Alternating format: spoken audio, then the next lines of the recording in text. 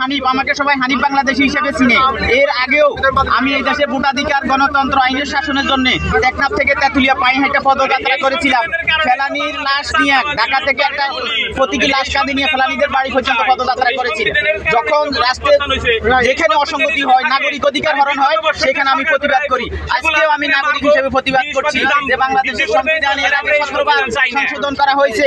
প্রয়োজনে 18তম সংশোধনীর মাধ্যমে এটাকে যুগ উপযোগী করা হোক, আধুনিক করে সংস্কার করা হোক, কিন্তু সংবিধান বাতিল করা যাবে না। কারণ বাতিল করলে নানা রকমের সংকট সৃষ্টি হবে। আমরা বাংলাদেশের কোনো সংকট চাই না। আমরা চাই বাংলাদেশের সংবিধান আধুনিকায়ন করা হোক, সংস্কার করা হোক, সংস্কারের প্রস্তাব করা হোক। কারণ পরবর্তী সরকার বাতিল করার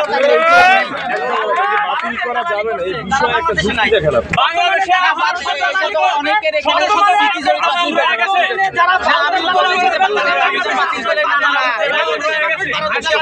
সংকট সৃষ্টি হবে। আমি জানি যে বাংলাদেশ সংবিধান সংকট সৃষ্টি হবে। আমরা বাংলাদেশের মানুষ সংকট চাই না।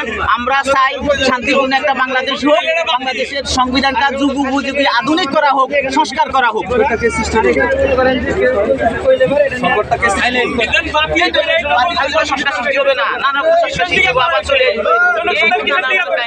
যার পক্ষে আসবে না সেই তো বাতিল করবে, এইভাবে যেন না হয়। আমি প্রতিবাদ করি, আপনি করেন না। আমি টেকনাফ থেকে তেঁতুলিয়া পাইনহাটা পদযাত্রা করছি। 5 তারিখেই তো নতুন কথা বলছেন। আমি টেকনাফ থেকে তেঁতুলিয়া পাইনহাটা পদযাত্রা করছি। বাংলাদেশকে মানুষ মেরে হালাইবো আর ইন্ডিয়ার দাসত্ব করবে। বাংলাদেশকে জঙ্গ রাষ্ট্র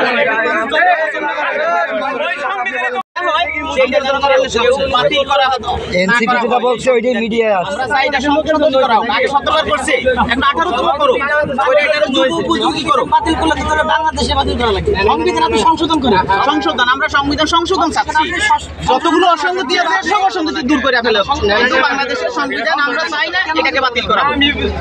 জন্মস্থানী পরিবর্তন জন্ম নিবন্ধন বাতিল করে পরিবর্তন সংবিধান সংশোধন হয়।